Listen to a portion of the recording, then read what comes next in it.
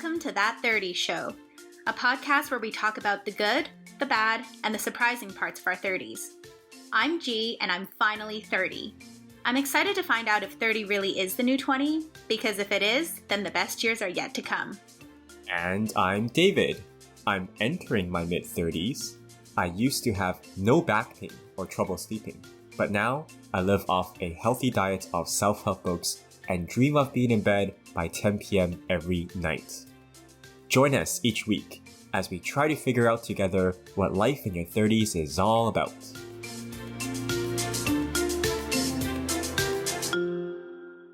Welcome back to That 30s Show, everybody. Welcome back to the show, everybody. Today we have on one of my oldest friends, Joy. Hi, Joy. Hi. Welcome to the show. Hello. Excited to be here. Yeah, thanks for joining us. So Joy and I have known each other since like grade 8 or 9, I want to say. Wow. So a measly 16, 17 years of friendship. So it's quite surreal today. So Joy is a mother, among many other character traits, but today we're interviewing her about motherhood. So, you know, I just had to say that. And it's like pretty surreal that I'm interviewing Joy about motherhood. Like she has this human being that she's responsible for when we've known each other since like grade 8, you know, like we met at the library and we were just like reading books, and now she reads books to her son. I know. Which is crazy. Yeah. But yeah, so Joy, I wanted to bring you on to talk about motherhood today. We've had two Three, fathers. 3? Peter, Henry, Jonathan. Oh, wow. We haven't released Jonathan's episode. Jonathan. Oh, right. Okay. We've had 3 fathers. Oh, wow. On the Okay. show. Yeah, so we gotta balance Gotta out rep the gender. mothers. Yeah. Yeah. Gotta hear your perspective, especially about like the whole, pregnancy journey. Yeah, that whole thing. doesn't really change for a dad, but there's a lot of changes that go on for the mom. Oh, yeah. One thing that I remember from like when we were growing up and stuff, our friend group would always, I don't know if you did this, David, but our friend group would always come together and like talk about like, who do you think's the first to get married? Like, who do you think is going to have like a kid first and stuff like that? I don't even remember who we said before, Joy. I was thinking about this too. Yeah. It did pop in my mind because we talked about it so often. And I think, I was one of the names that came up as like one of the first. So I did it. You did it. I think like How it was... come? How come I was always popping up as one of the first? I don't know. I think I was pretty vocal that like, I'm going to be a mom one day. Like I was pretty open about how I felt about that. So people knew. Yeah. And I think we just felt like she would be like a good, mother. And also at the time it was like whoever was in a relationship at the time, I feel like was kind of the default. And That's then, fair. Yeah. And then that, but it's just kind of crazy. So Joy is the first parent. And I guess you don't, we'll talk a little bit more about this, but you don't have too many parent friends, I suppose. Exactly. You have your sister who's like your best friend, who's also a mother. But aside from that, like I only know a few people who are mothers. Yep. So that's an interesting thing that maybe. Exactly. Yeah. I'm one of the first. Yeah. So I think that's a common 30s sort of journey, whether you are the first or not. Henry is certainly a previous guest, the father we had on, doesn't have a lot of father friends. And on the other hand, I know a friend who has like 2 or 3 girlfriends that like, the wife has like several girlfriends who all have had kids in recent years. And then she just had a kid. And so it's interesting, I think, for us in our 30s when we start have our first kid, whether you are whether you're blazing the trail, if you will, and how that is versus if you are sort of joining the pack. And I think that's a really different experience. And curious to get your thoughts more as we go along. Let's start with like way back. Well, not way back because your kid is 2. It's not way back, but like basically you got married, and then when did you have your son, Daniel? Yeah, so some context. I got married during the pandemic. So it was 2020 when I got married in August. And then I knew I was pregnant March 2021. So still in the pandemic, I'd say, like still in the thick of it, still isolated a little bit. Mm-hmm. So I was pregnant when we were still distant from other people, and that I think that made it a very unique experience being pregnant at that time. And yeah, that pregnancy was interesting because of that. I think I had a lot of leftover loneliness from being in isolation from COVID, and then add on top of that this huge experience of like being pregnant. And I just felt like this distance between me and all the other people I knew because no one else had a kid.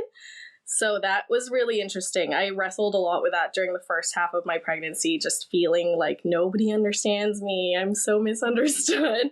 And yeah, we'll go into later with my sister. Like, thankfully, I had someone with me who was also pregnant because it was tough. It really is such a unique experience. You can't understand it till you go through it. So if I could highlight a feeling during that time, it was lonely. Unfortunately, I did feel very lonely at the beginning, but that made a lot of moments during my pregnancy so much more significant when we did get to tell you guys, when I told you guys, when I told like friends and family. Those moments were so special because we were not allowed to see each other very often. Mm-hmm. So those times were so exciting. And yeah, I think that makes it, that's like the counterpoint to the loneliness. It felt so joyful in those moments because I got to share it with you guys. Yeah. I would imagine like being the first person in your friend group to do it can be like lonely in and of itself because you're like the first person going through it. So like adding on a pandemic to it where we couldn't see you, like we couldn't give you a baby shower. We couldn't like we couldn't visit you or anything like that, right? Because it was just like dangerous too, I suppose. That does seem like a challenge for sure. So was it scary, like the moment you found out? Scary, not in like a negative way per se, but just all the feelings of unknown, of anxiety, of not knowing what to expect, or even perhaps potentially the feeling of not knowing whether you're ready or to know what to do. Like, can you walk me through sort of the first moment you found out you're pregnant, and then just the ensuing weeks in terms of like, am I ready for this? Or did you? I don't know. Did you like prepare with your husband in terms of like, okay, we're ready for a child. We've done our homework. We know what to expect. Okay, now we do it. Or was it just, like how prepared did you feel when you were first found out you're pregnant and stuff? Yeah. So straight up, we were wanting a kid, but we didn't know when that was going to happen. So it was unexpected when it did happen. And I was freaking out. Like, I first didn't think it was real. I was in shock, I think, for a full week. I told my sister immediately because I thought it was a joke. Like, I didn't think it was real. And she's like, I think that's real. And I was like, no, it's not. Like, no way. Then I take like 5 more tests and they're all positive, and I'm like, okay, this is real. This is real. Yeah. And then like it's a surge of emotions. Like, I just sobbed my eyes out for so many reasons. It's like, yay, I'm pregnant. Like, that's amazing.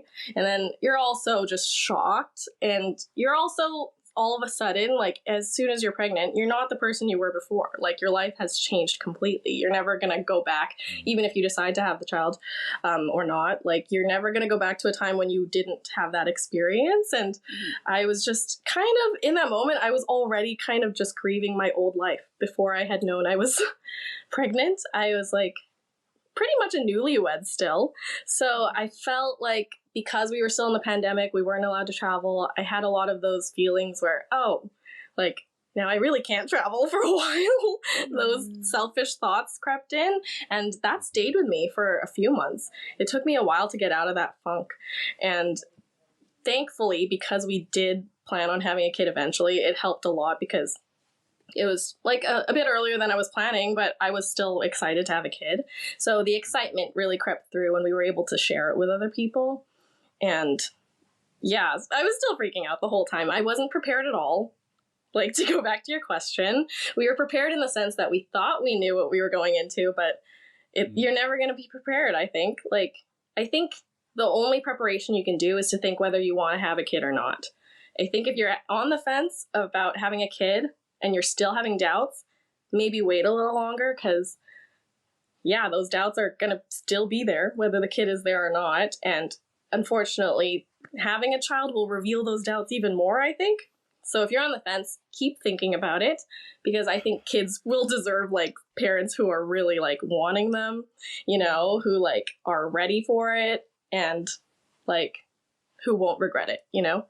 So I was thinking about that a lot during my pregnancy, and immediately from from finding out I'm pregnant, I'm like, okay, I need to be ready for this kid. I need to be like the right person for this kid. So that's my thought process from finding out till I had him. It was just me prepping myself to have this kid. That's really great advice. I feel like a lot of people right now that I've spoken to, at least, are like unsure. They're like very much like on the fence, not sure if they're going to have one or not. There's like so many things to consider. Yeah. And then of course, like, I guess, so you knew that you wanted to have one eventually, but it was more about the timing, I guess. Yeah. Because it was also in like during the pandemic and you didn't know like what was going to happen. So that kind of uncertainty. How did your husband react? Was he freaking out too, or like? No, he was super calm, because he thought it was a joke too. I think we were both just like, like we were like in a daze like, for the first gag month. test. Yeah. So he was shocked too, to put it lightly, very shocked. But then the whole pregnancy, I was definitely like the realist, kind of Debbie Downer type, and he's definitely the more positive one between the two of us in general. So that really helped me. He was the one who really like got me out of that funk. And he was just so positive during the entire pregnancy, so supportive. He obviously like any guy can't really understand what a woman's going through at all times, especially when you're pregnant. So he struggled a little bit with that, and so did I. But he did the best he could, and he was so great during that time. That's awesome. Did you have any like weird cravings or any sort of like weird things that happened during your pregnancy, or how was the journey? Health wise, I was like perfect. It was so smooth, thankfully. But I did have like food aversions. I hated food for the first 15 weeks. Just no happiness from food. If you know me at all, like I love food. Like food is my reward. Food is my happiness. To go 15 weeks without feeling anything from food, like it was sad. And that I didn't have cravings. It was more just that after that 15 weeks, I was so appreciative of food making me feel happy again, that it was like I kind of went overboard with the foods that I liked, just because like I felt that comfort again from it. And because of like all the emotions, hormones that are happening during like pregnancy, I went ham on the foods that I liked. Like cheeseburgers from McDonald's suddenly hit in a different way. They were amazing. Fries from McDonald's. McDonald's was just like it during that time. And like, I don't know, any time of the day, I really liked McDonald's during pregnancy. And yeah, I just was so thankful. I loved food that entire time. I know you love McDonald's outside of I do too, so since high school, I'm sure. It's a continuation of a trend. Exactly. Okay, so you kind of like took us through like before or when you found out you were pregnant, and then kind of like the journey. But like, I guess getting to that ninth month period leading up to Daniel being born, a few weeks before, like how are you feeling? I guess it sounds like you had kind of like a wave of emotions. First it was shock and like disbelief and like you couldn't believe it. And then denial, and then the 7 stages of grieving. yeah. And then I guess like moving towards before he was born, did that change? Like, how are you feeling in that last month before like this huge life change? I think the last month it was half and half, like a tug of war between wanting it to just be over, because when you're pregnant at that stage, you are like carrying around so much weight in your midsection. You're like swollen from head to toe, back pain, the whole works. And like I was ready. I was over it. And then half of that was just like I wanted more time. I'm a planner these days. So like I just wanted everything to be ready. And I thought everything had to be ready. I thought like his crib had to be made, a nursery had to be made, like all the things, because that's what you see in movies and on social media. So that's what I felt. I felt like I was running out of time. I felt like I was trying to beat a clock to get everything ready for this kid. And I I would do things differently this time. Well, yeah. I mean, now you're more experienced and everything like that. So, Yeah. you know, you kind of know what to expect. I feel like that's probably a very common thing for first time parents is like Totally. trying to make sure like everything's prepared for and ready for. And then like as you have more kids, you're like, okay, I don't really care about that anymore. Yeah. So one thing I did want to ask Joy is like, how did you prepare? Like, is there a book that you read, or like, did you go to classes, or like, how do you prepare for parenthood? Yeah, I think there's so many different ways you could go about it, and there's no set way, which I wish there was. No one teaches you anything, like in sex ed in high school. They're not telling you these things. But what I did was I went to my gynecologist / midwife. That's the route that I took. So there were both of them there, and they kind of guided me through the process. And basically what you do are checkups, and they become more frequent closer to the due date. And then there are books. There are lots of books you can read. And I told myself I was going to read them, but I didn't. Like I was so overwhelmed. I just didn't have the headspace for that.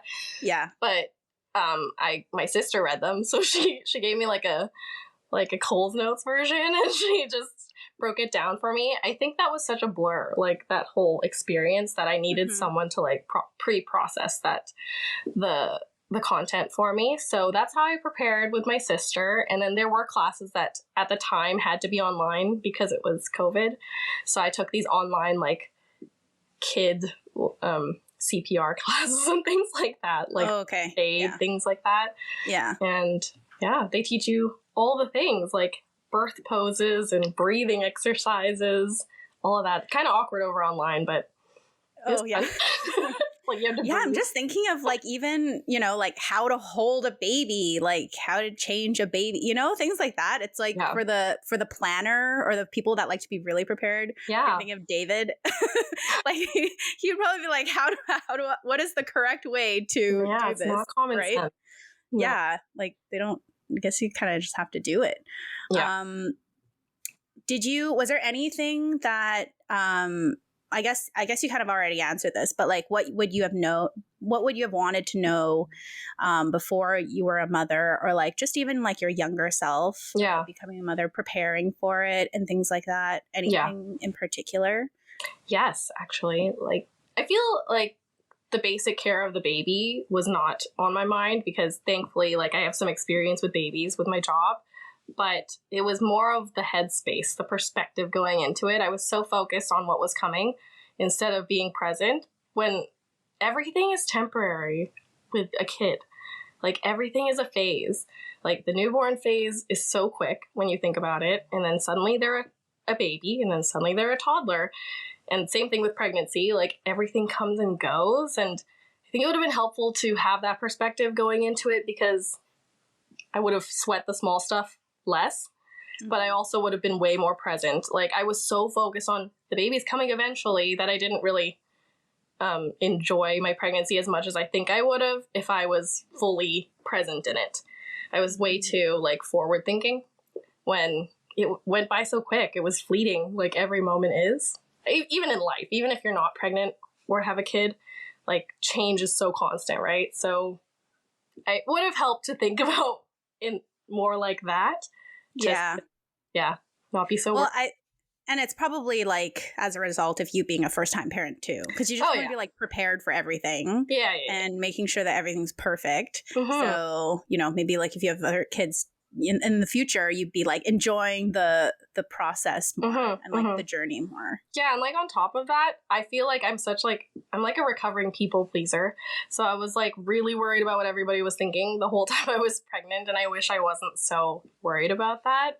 But on top of that, I was like quite surprised that people loved to give their opinions on my pregnancy during that time. And I wish I hadn't cared so much about what people said, because people loved to be cynical with me during that time. I think they thought it was funny. I think there's a time and place for that where it is humorous, but I just found it not helpful. So I wish I was more like, I didn't care so much about what they said. I let it get to me at times. Can you share an example of like what people would say? Yeah. Like first, there's a bunch, like from people that I wasn't close with, which surprised me, like random people at work when they would find out I'm pregnant. One person was like, wow, that was really quick. Like just like a hardcore comment. Like, and I was like, whoa, okay, that's I don't know you. That kind of or when a baby would be screaming at work, because I work at a children's hospital, and when there would be babies like wailing, another person would be like, well, that's your life now, Joy. That's gonna be Joy's life now. And I was like, huh? Like, why is this about like my pregnancy, and why are you making it so negative? I think I would have liked to hear more encouragement. Like, if you have a friend who's pregnant, I think they'd benefit a lot from more positivity and encouragement, because they're probably scared. And I don't think that helps. My theory, and I don't know, correct me if I'm wrong, but it seems like comments coming from folks who probably aren't parents or who don't enjoy being parents. Maybe. It's possible. One of them was from a parent, like a seasoned parent, and then the other one was from a non-parent. Those surprise me even more, the ones from non-parents. It's like, how do you even know? Yeah. I mean, that doesn't surprise me. I think if people are really enjoying parenthood and stuff, it would probably point to the more positive things and be like, that's your life now. Like, you get to have, a baby and everything like that. So, wow, that is interesting. Yeah. And especially because, like, I guess you weren't able to talk to a lot of friends. So a lot of the times you were like talking to either family or did people in your family give you advice too? I feel like sometimes that can be hard too. When like your parents or your parents-in-law are like giving you all this advice that maybe from like back when they were, pregnant and things like that might not work for today's society. 100%. I feel like my mom, she doesn't really remember her pregnancy journey, so she thought it was great and dandy and fine. I'm sure she had struggles too, but she was like, it was great. Like, it was so smooth. Like, that did, like, it was nice and encouraging, but it was also like, okay, like, I don't feel hurt, like that kind of thing. And then my mother-in-law, she remembered it pretty well, but it was different because she gave birth in Asia, and there is a lot of postpartum support in Asia. I find it's more of a common thing, like to have a night nurse or like someone who helps you out after you give birth. So that was really positive for her. Unfortunately, can't relate here unless you're very wealthy and can afford that. But like they gave their support, and it actually really helped having them to talk to. Yeah. Well, let's talk about your sister, because you said that you guys were pregnant at the same time. Who found out first, or who's like earlier? Faye was my older sister, Faye. She's 3 years older than me. She was 3 weeks ahead. Okay. So she found out. Wow. Yeah. That's wow. Isn't like that's so similar. I know. Like unplanned too, right? Like you guys had no idea that was going to happen. Yeah, we weren't planning on getting pregnant at the same time. So that was amazing. Wow. What a coincidence. And like having that, because you and your sister are really close. And so having her there, like what was that like? Was it, I mean, I'm sure it went well because you had someone to talk to, and she did as well. Totally. It was amazing. That's an understatement. I think I would have gone insane without her because of just all the emotions, and it was a mental roller coaster for me. I think I struggled with my mental health since the pandemic. So that was difficult. And then having that person to talk to who understands what you're going through, and like, she's my sister too. So we were raised the same way. We have very similar childhood experiences. It was amazing to have that person to just rant to, relate to. And now we have kids who are basically like twins. Well, it's nice to have someone there who knows kind of what you're going through, because as we talked about, you're one of, like, how many parent friends do you have? Yeah, I can count it on one hand. Definitely. Yeah. Like 4. Yeah. Very few. Like, people who I know are parents, like mostly kind of coworkers, or not a lot of friends, right? So what was that like, being sort of the first in the friend group to be pregnant, and then still kind of like first one in the group to have a kid? What was that like on like friendships? Did people, I guess people can't fully understand what you're going through, but were people asking questions about it? And like, just how has that affected your friendship? Yeah, I think it challenged some friendships. It challenged me because I am not good at maintaining friendships in the first place. That's not my strong suit. I'm good at making friends, not good at like maintaining them. So I had to really prioritize my friendships, because this pregnancy and having a kid, like you said, I was the first. And even now, like some people are not thinking about having kids at all.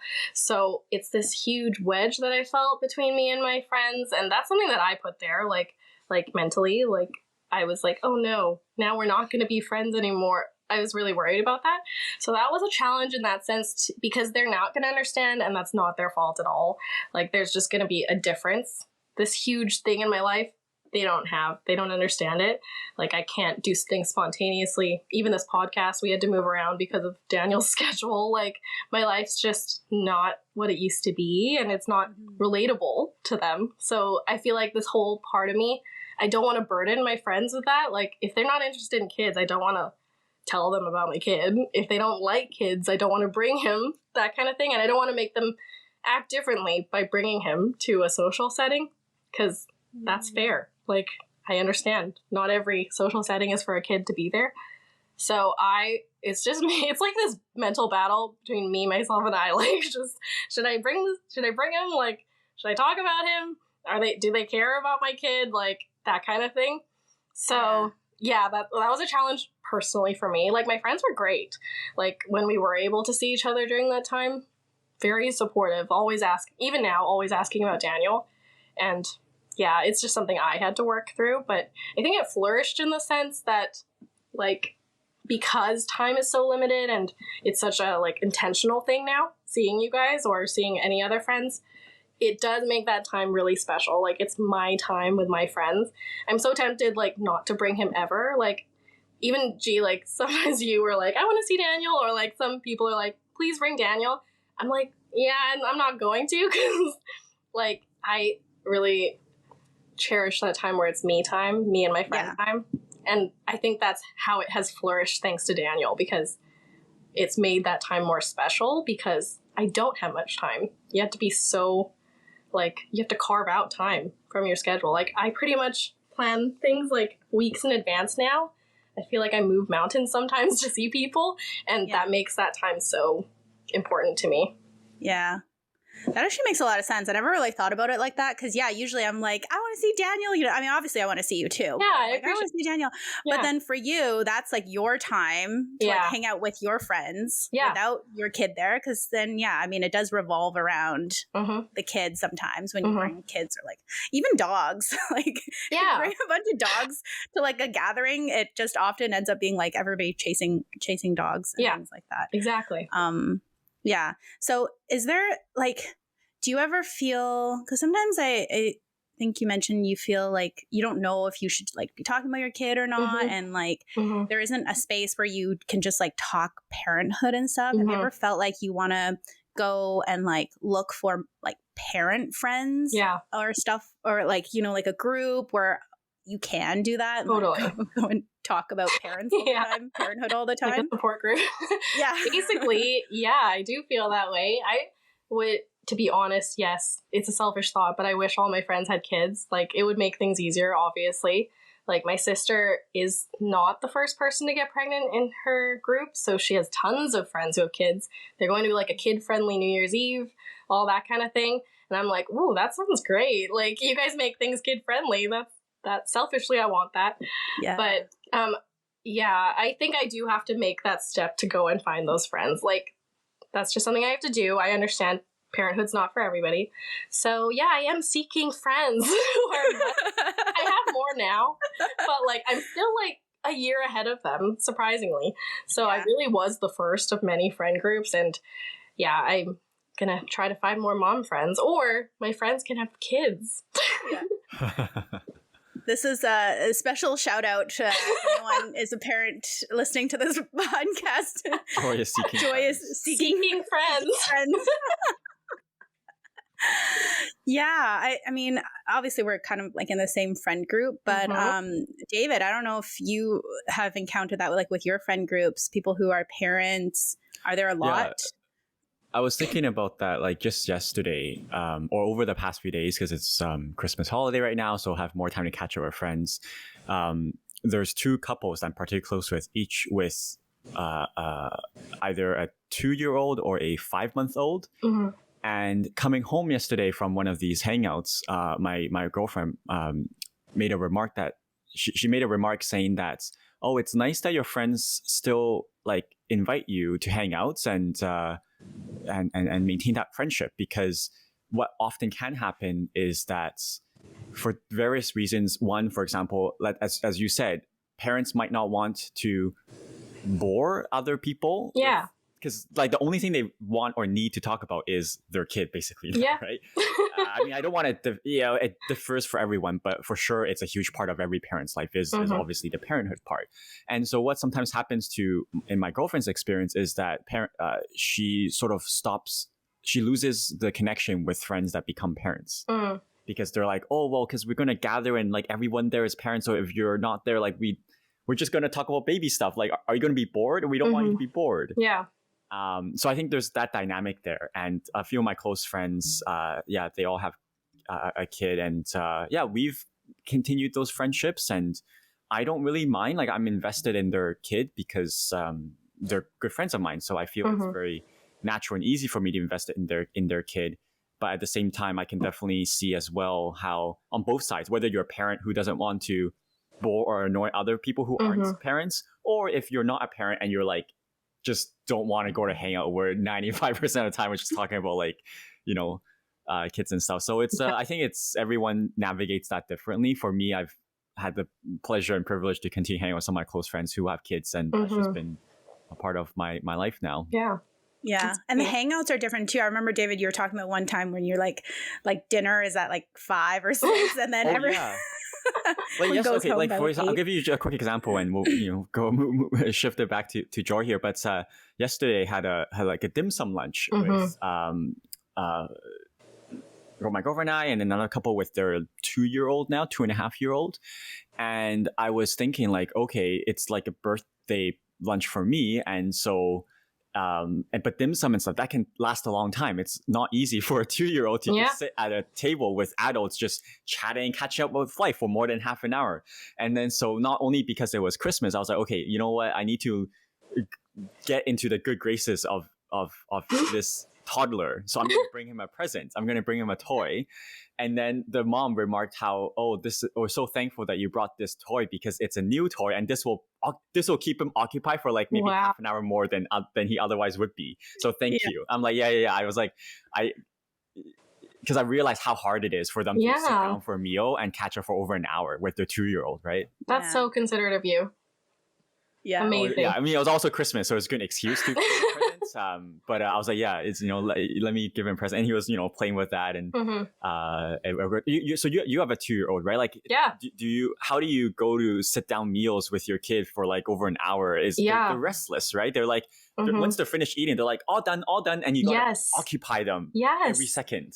Yeah, 100%. It's like I have to have a game plan wherever we go. Like, I only go to certain restaurants. I basically have a list of go-to restaurants, and those are the only ones we go to now. Like, it has to have space for him just in case he escapes and has to run around.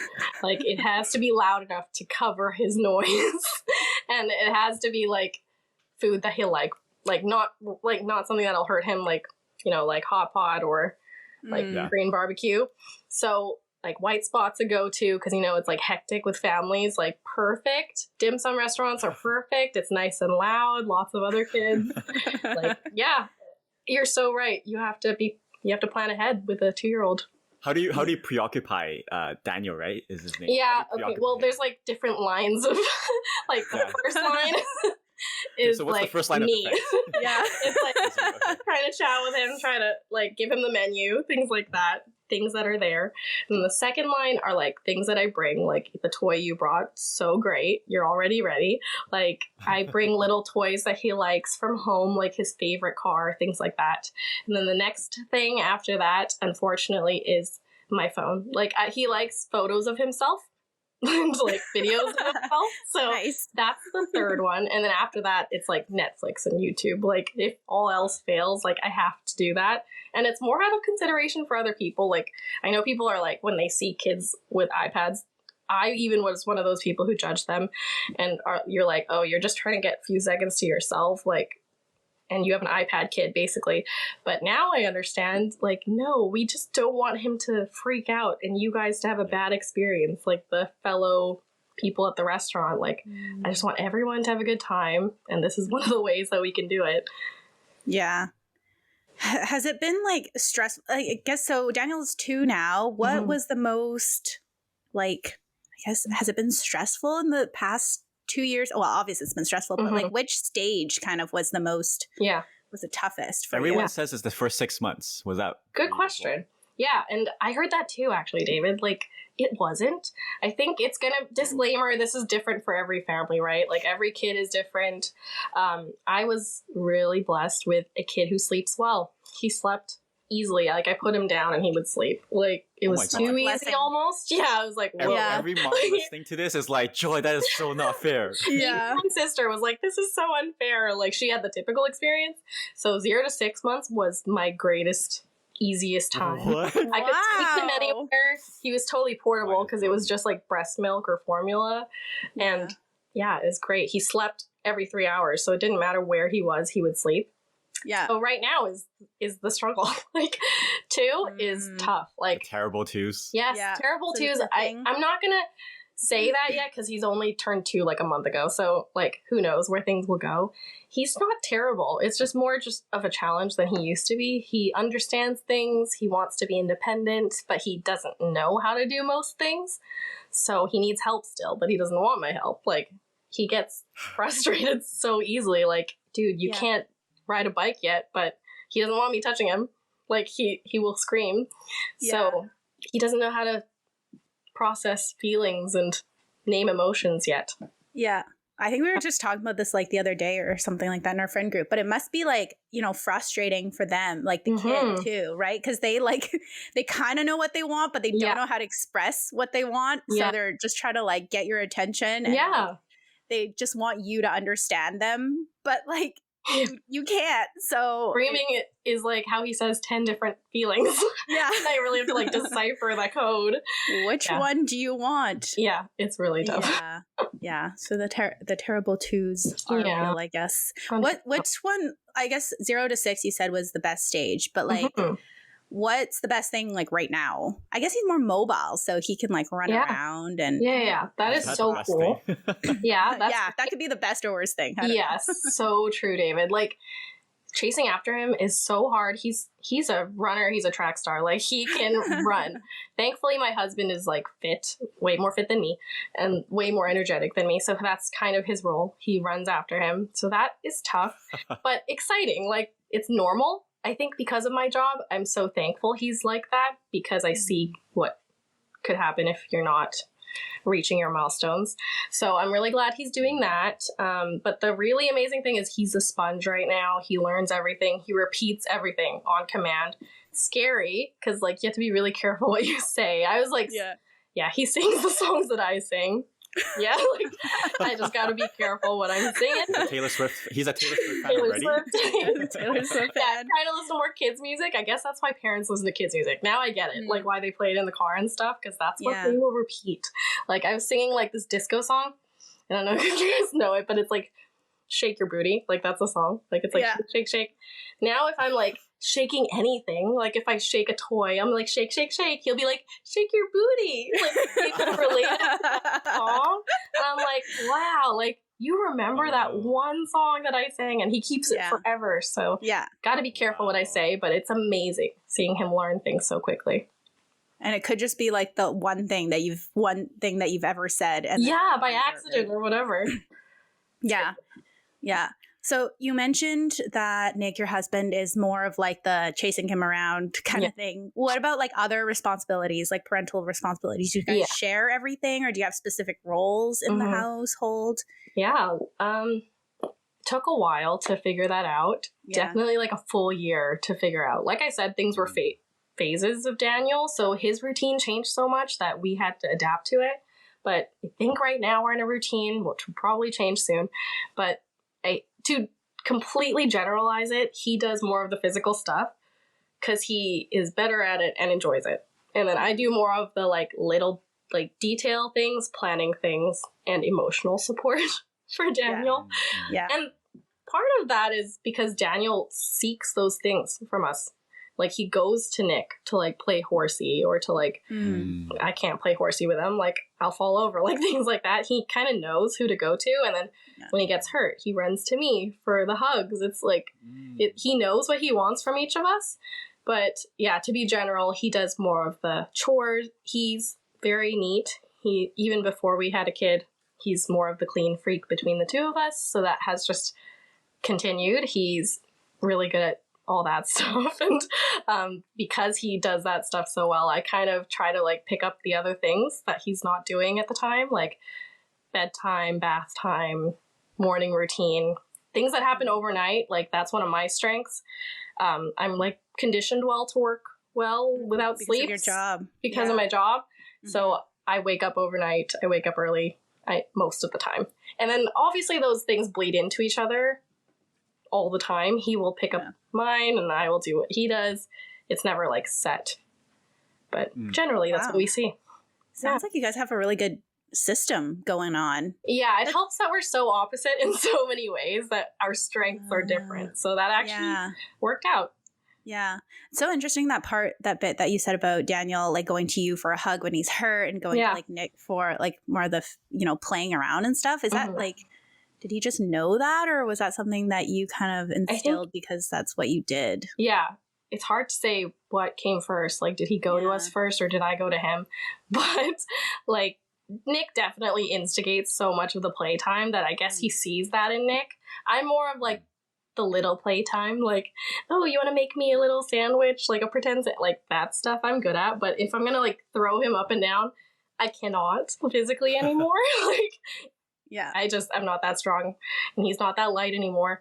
So I think he knows now that like, oh, mom can't do that, so I'm gonna go to dad. And then the comfort thing, I think I'm just more like that. I'm more nurturing. It's like that's how I show my like affection for Daniel. So he probably just knows that by now because I started doing that. Yeah.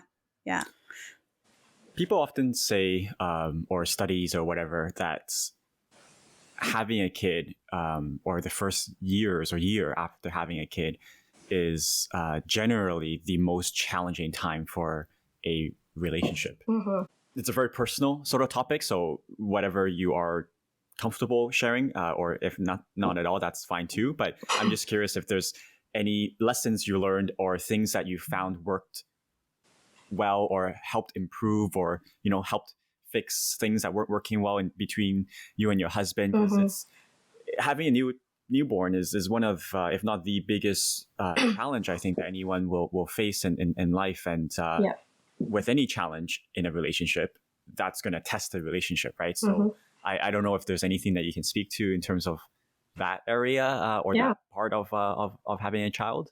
No, yeah, I agree. It's the biggest challenge you're probably going to go through as a couple. Once you decide to have a kid, that's why I said you should be really wanting that kid, because it's this external stressor on your marriage.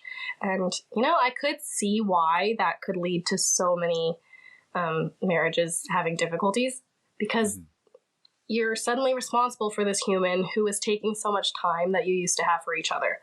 So that was a struggle at the very beginning.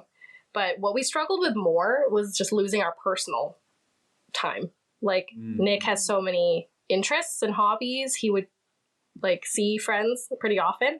And me, I'm an introvert. I like my alone time, even alone from my kid. Like, I want to be alone sometimes to recharge.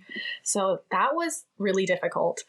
I found that we were just like stressed because of that at the beginning.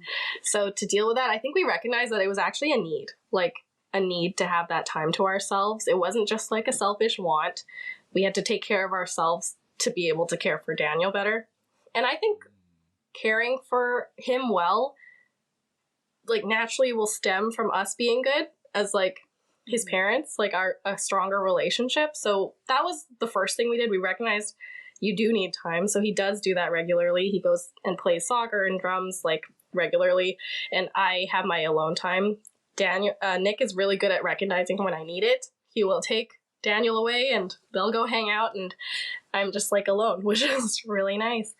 But on top of that, like, I think you really, like I said, with the friendships, you have to be intentional, because you might not want to hang out with your husband, but your kid could be waking up in like 5 minutes and you don't have that time anymore. Like, I think what we do now is everything you want to do, you do it. Like, once you have that time, like if you want to watch a movie and you have a date night, go do it. If you have a problem that comes up, like if we notice something's off between us, we call it out like almost immediately, because things will just fester over time and you don't have that time anymore as a parent. Like, I think it would make it way harder to function if we didn't have that open communication with each other, which took some time to work on, to be honest. I don't like having the conversations. I'm not like a feely person.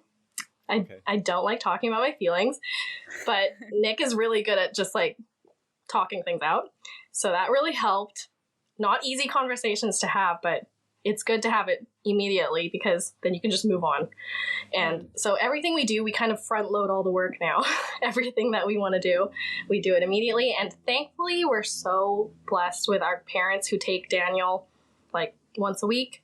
We have date nights. So I firmly believe in continuing to date post marriage, like post wedding. Just like keep dating, like keep that spirit alive where you're setting aside time for each other. That's special time. And yeah, you kind of have to be creative in the ways that you guys are still close, even when Daniel's like there and like your focus is all on your kid. We still have to be there for each other. And I think that comes from covering each other, like the chores, what we said. We kind of think that we always should be running at 100, like between the two of us for Daniel's sake, but not necessarily 50-50. And what Nick is really good at is like covering me sometimes. Like if I'm at 30%, he can see that and he'll like go the extra mile and go 70. And that's really a way we've nurtured our relationship, I think, because I see that and like it means so much to me. And it also helps us be there for Daniel more. And in doing that, like once your partner becomes the parent to your child, you see them so differently. Like he's not just my boyfriend, fiance, husband, but like he's the dad to Daniel. Like there's that like a new level of respect that comes with that. I respect him so much more now. Like there's a huge level of trust that comes with him parenting my kid. And like obviously, not to be cheesy, but like I love him way more now. Like it's just that deep appreciation you have for someone who's like, he's really a partner now. Like I can say like, you're my partner, you're my teammate, I can rely on you. And he's just like proven himself time and time again to be like an amazing dad. So I feel really like lucky with who I got as a partner because he's just like there for me and he's there for Daniel. And it's like he genuinely enjoys being with Daniel, which helps. Like he's a good dad in that sense that he wanted to have a kid and all that. But he's just like a very good partner. He shows up for both of us, which has helped so much. That's so sweet. Good job, Nick. Thanks. Well Nick. done. Shout out to Nick. Shout out to Nick.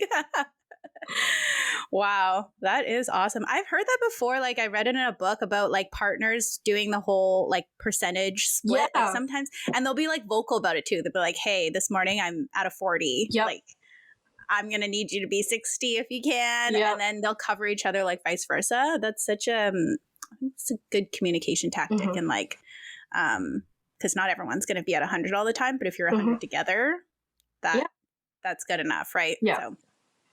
Okay, maybe like we can talk about parenting a little bit. Sometimes this gets like a little bit controversial because obviously everyone has different parenting styles. And I feel like with society these days, there's a lot of like new ways of parenting that maybe traditionally like from our parents' generation and like how we were raised is a bit different. I was watching this movie the other day on Netflix. I think it's called like Old Dads or something Dads, I don't know, but it was like a parody of like all the sort of new age parenting styles that there are now. It's more about like, you know, being like the emotional side of things, like understanding your kids' feelings and things like that. So do you ever feel pressure from that with all these new things being thrown at us, and then like also what our parents have taught us, and like how do you decide what your parenting style is, and what is your parenting style if you're comfortable sharing? Yeah, good question. I I don't think I feel pressure, specifically that word, like pressure, because of what you said, because every family's so different. You will do what works for you. But I do think about it all the time. Like, you have that imposter syndrome, like when you start a new job. It's the same thing when you're a new parent, probably for most people. It's like, am I qualified to do this? Like, I feel like a teen mom most days still. And like, I just question everything I do still. And I think that will continue. But generally, I do look into the new parenting styles because I'm interested in it most of all. It's more like just an interest thing. My parenting styles, personally, it's like a mix of everything. I don't think I'm fully on board with like all of the new things that are out there. I want to be, because they seem to work well for other people. Like I think I shared with you guys recently, like I am reading some parenting books, and like while I'm reading them, I'm 100% on board, and I'm like, yes, I'm going to do this. Mm-hmm. But like in the moment, it's just like, no. I cannot think through the steps. A lot of them are usually like quite new concepts to me, so I have to like apply them, right? Yeah. And in the moment when the emotions are high and like you just want to, and or if there's people around watching him scream, it's tough to be that person who's. You're like, I can't understand you right now. Yeah, I cannot. You're gonna have to be quiet, and I'll understand you later. Yeah, pick up and leave. But like, it's a mix. Right now, I'm trying to understand the emotion side of things, because I think that is an improvement to this generation of parents, to allow their kids to name their emotions and feel what they're feeling. That's amazing. So I'm really trying to teach him what emotions are and to say what he's feeling in the moment. That's something that I'm really trying to implement. But going back to our parents, my parents were quite strict and old school, I'd say, like old school Asian parenting. Mm-hmm. And I like genuinely am grateful for that. Like I think I'm thankful for everything that they did for me. Even at the time, I didn't like it. I think it made me like a stronger person in general, and it helped me academically and like all these kinds of ways. So I do look at my parents' parenting a lot. Like sometimes I'm worried about screen time or something, or little things, and then I think about what my parents did, and it's like, okay, like they focused not so much on screen time. Like, admittedly, Faye and I had a lot of it. But, like, I kind of look at us and I'm like, we grew up okay. Like, we turned out okay. Mm-hmm. And they were more focused on, like, discipline and, like planning your life. I really appreciate that they did that for me. So I think I'm going to do that for Daniel, too. I'm kind of starting to see similarities to my parents already. It's like, whoa, I am like my mom in so many ways. Yeah. It's like, whoa. But it's like, I'm really, like, I'm glad I had good parents. Yeah, it's like such a good like model. It worked well for you. It worked, yeah. For me. It might not have worked for everybody. So that's the thing. I have to see how Daniel is as a kid, and you obviously adapt to how your kid is. First of all, you want to make sure that they're like safe and happy and like contributing to society positively. Like that's the ultimate goal for me. Mm-hmm. So I'm working towards that instead of focusing so much on like, what am I doing as a parent? Like I'm more like eyes on the prize. Like, how am I going to get him there? Mm-hmm. Yeah. It's so true about with the parents. Like, I feel like when I was younger, like what were feelings? We never talked about feelings. Right? Like, what is that? We didn't. 100%. You're crying? What's that? Like, why are you crying? Yeah. It's more about like, what did you do wrong? Why are you crying? Yeah. Yeah.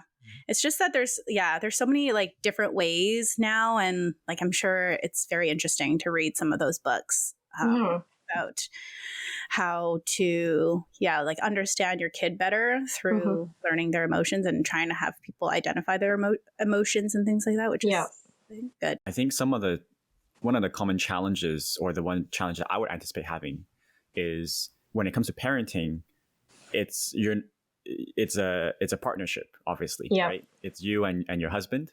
So I've heard of, for example, how you want to always be on the same team in front of your kid, but you're not always going to agree on the parenting choice.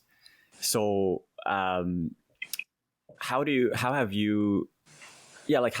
and your husband navigate those? Did you have those conversations before you had a kid in terms of what are the values you want to instill in our kid? Yeah. Or even if you had these discussions now that, Daniel's here and he's growing and every day presents new challenges. Yeah. How do you navigate those times when maybe you see him doing something with him that you're like, no, I don't want that to be done that way, or I don't know, anything like that? Like how are the parenting choices between you two as a couple play out? That's a good question. Yeah, there are definitely differences because we were raised so similarly. I thought it would be like, oh yeah, we're on the same page with everything. But there are so many decisions. You're making decisions basically like every minute with your kid in mind, and even decisions that seem like they're just between the two of us. Daniel is a factor because he's our kid. So there's so many times that we've disagreed already, and when that happens, it really is kind of like, oh, like you have to make a decision. It's like, am I gonna fight for, like, is it more important to be right, or is it more important to be on the same team? Like, that's kind of what I think about in that time. And one thing is the screen time thing, for example. Like, Nick wasn't really raised watching TV too much, and like, great, like, kudos to his parents for that. And I watched so much TV, like I still do. I enjoyed it, and like it's one of my relaxation times. So Nick is very much like, let's not turn on the TV too much around him, and I respect that. And then when he first said that, I was like, well, I turned out okay. Like, Faye and I are fine. Like, I listed out all the reasons why it's fine. Yeah. But then I thought about it more, and like in the moment, you're kind of like bickering, and I went back to that, like, okay, am I trying to just be right and prove my point that I turned out okay? Like, is that the point here? Or is the point more like, how are we raising Daniel? Like, I kind of had to shift my focus. And that's kind of how we go through these disagreements with each other. We always have to turn it back to what's the best thing for Daniel instead of who's winning this argument between the two of us. Because I think that's just a general struggle that we've had with conflicts. I'm so bent on, like, being right in the moment. But the goal here is to raise Daniel well. So we go back and forth, and screen time is one example, but with every example, it's basically pros and cons, because you both can be right. Like, screen time might be fine for one kid and might not be fine for another. So you really kind of have to make one decision in this moment, but just see how it goes and reassess. And at the end of the day, the teammate thing is what, like, wins in that discussion. I want to be on the same team as him. Like, and I want, like, us to be a united parenting front for Daniel. So I think about that first and foremost, but I also think about, like, Daniel could change. Things could change. Yeah. I feel like it's going to be something that I will struggle with. But I will need to be very conscious in doing, which is in the future when I have a kid and something's happening and I either have an opinion about it, which I often do, but then it's like I will need to make sure I consciously try and hold myself back until at least we can basically have a calm discussion behind closed doors, not in front of the child. I think that's something that I'm really trying to, I will be trying really hard to make sure I do, because, you know, there's so many people and books that talk about, I think that's a pretty universal thing, is like, try not to fight in front of your kid. And you're going to fight, and that's fine, but, you know, do that not in front of your kid. I think that's something that I know I will have to try and keep in mind a lot. And hold my tongue until it's the right time to. I guess, like, speaking of you guys, are you guys wanting to be parents in the future? Yeah, if the circumstances are right, like if I can, you know, like financially and everything, yeah, I would. It's just, I feel like I've always wanted to, but now even more. So, simple answer is yes. Yeah. The financial part, I don't know how much more time we have, if we have one or two questions, but if there is time, we haven't even touched upon that. It's not to delve into anything personal, I guess, but it's one of those things that, especially if you're considering being a parent, as G mentioned, it's a big factor. Yep. What was the biggest surprise for you financially, or like, oh, I didn't know that this would cost so much, or my gosh, yeah. Or did you guys have everything planned out? Like anything that's want to be parents or soon to be parents should just sort of be like, okay, reality check. Okay, reality check. If you don't have a kid, you are rich right now. Like, you have so much disposable income. Like, I didn't realize how much money I had till I had Daniel, because it's like I suddenly was paying for things that I was like, I didn't think I could afford this before, but I guess I can. So the things that really stood out to me, like food, like kids you want to do the best for your kids, so you're kind of looking for nice food for them in the first place. But they also prefer expensive food. I don't know if I have like a bougie kid or something, but like he wants fruit all the time. Most kids like fruits. So it's just berries on berries on berries. And like, it's Berries not are berry expensive. season. It's not berry So season, guys. Like, it's like Yeah. $8 for a tiny pint of blueberries. So Yeah. that was shocking to me, like how much food he can eat and how much that would cost. But especially like childcare, that's a really big cost. It's basically like rent. So it's basically like you're paying a second mortgage or a second rent for childcare. So that's a huge thing to think about when you're going into it. Can you afford that? Like, can you provide for your kid? I always think about finances because, yeah, that's a thing right now, that inflation is a thing. So I think people really need to think about, can you afford the lifestyle you want for your child and for yourself? Like, can you still do the things you want while still making sure your kid is okay in every way? Because things are so expensive. But I do wish I knew that I can do things like secondhand, and there are cheaper ways to do it. There are ways to get around those costs, but I didn't have any friends who did this before me, so I thought everything had to be the best of the best. So I got everything new and like the exact so brand that I expensive. want. It was expensive. Yeah. And like, no one tells you this, but you don't need all the things at one time. Like in the movies, they're like getting everything ready at the beginning. You don't need a crib yet till they're like 6 months. You don't need to feed them yet till they're like 6 months. So there's ways to spread out those costs. And like, I wish I had gone on Facebook Marketplace. I was so scared to do that. But there are ways to make it more affordable. Yeah. Yeah. I feel like I'm going to have like a rude awakening because my lifestyle right now is like, I like to go out a lot. I like to go for a lot of drinks and dinners and things like that. And oh my goodness, I will have to cut all that out. Because Joy never was a big going out person. No. So I feel like, was there anything that you had to sort of cut back on for yourself? I know you like to like go and have good food and things like that. So anything that you had to cut back on since having a kid? That is a really good point because, I was never a going out type of person. I much rather stay at home. That helped a lot. So I think it would be rougher for someone who was giving up that time. Like for Nick, I saw that he was struggling with it. Yeah. So personally, like sacrifice, it's just my personal time, I think. Like I value my time so much, and to lose all of it to a child was shocking. Like you suddenly have this hour or like 1 to 3 hours of their nap time that is your time, and like do everything you need to do in that time. So I sacrificed the luxury of taking my time, basically. Like now everything is a bit of a rush. Like I have trained myself to do things quick and efficiently. It's amazing. Like suddenly I'm way more, like my willpower is amazing now. Like if I can will myself to do it, it will get done in that time. So I'm really like, that's something I'm thankful for, that I'm better at that now. But you do lose that spontaneity. Like procrastination is not a thing anymore. Like you don't have a choice but to do it, like, because then you're gonna lose time and you just can't do it later on. Yeah. Well, I mean, you learn to utilize your time better, right? Like I often waste away like an hour to 3 hours, but once you have to be in that mindset, then you learn to take advantage of it a bit more. Yeah, I'm just thinking back to like high school Joy, like binge watching seasons and seasons of TV shows. And now you can't do that anymore. No, I can't. Like I find my time. Thankfully, like at work, I have some vacation time. Like, so I really, like sometimes I just schedule a random vacation day just to be like on my own, doing my own thing. Like maybe I'll go to like a cute bakery today. Like, little things that I used to take for granted. Yeah. 100%. Yeah.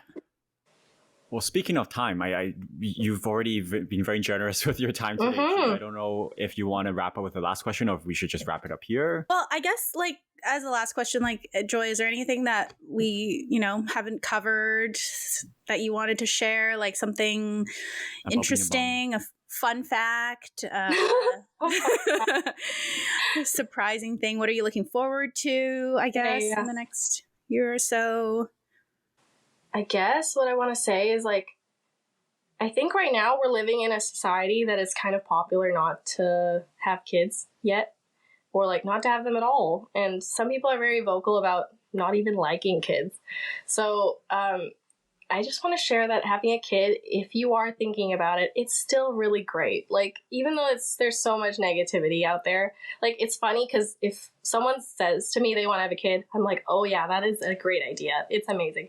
But if someone says they don't want a kid, I'm like, oh yeah, I get that. Like, no, don't have one.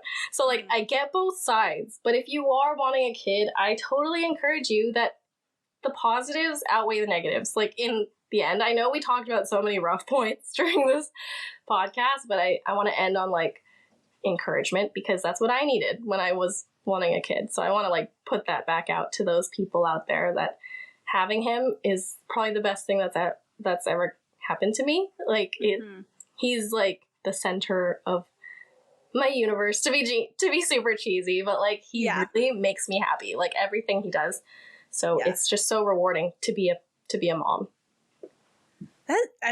That's such a great point, right? Like, we often ask a lot of parents, like, oh, like, you know, what's the most challenging part of being a parent, and what are some of the stressful points or the struggles and things like that. But I mean, there's so many great parts of being a parent, I'm sure, that outweigh all those things. It's just that I think we maybe hear it a bit more because, of course, like, parents, if you're talking to non-parents, you don't want to just like, a lot of parents aren't just going to like go brag about all the best times that they have with their kids, especially to people who maybe, you know, aren't able to get pregnant or not having a kid yet. So we don't hear that as much. So, I mean, that's a great point to end on. I think. Yeah.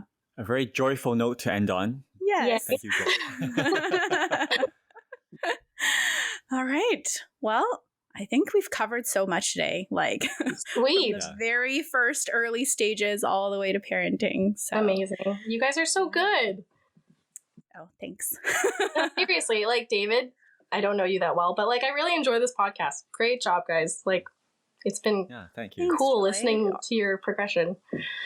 Our job is made easy when we have guests on that are so generous and open passionate with their stories. Yeah.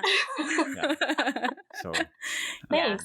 I think it's a great conversation. I want to send this to, you know, friends that I know who are new moms as well, or mothers, just to, you know, share like, hey, you know, these are probably a lot of things that you also feel you're not alone in these things. So I think it's nice to have these conversations. And if there's never enough, I think, of these humanizing conversations. Yeah. Okay. Well, guys. Well, thanks, Joy, and thanks everyone for tuning in. Share this conversation with another mother that you know, if you think it's something that they will enjoy. And until next week. See everyone. Bye.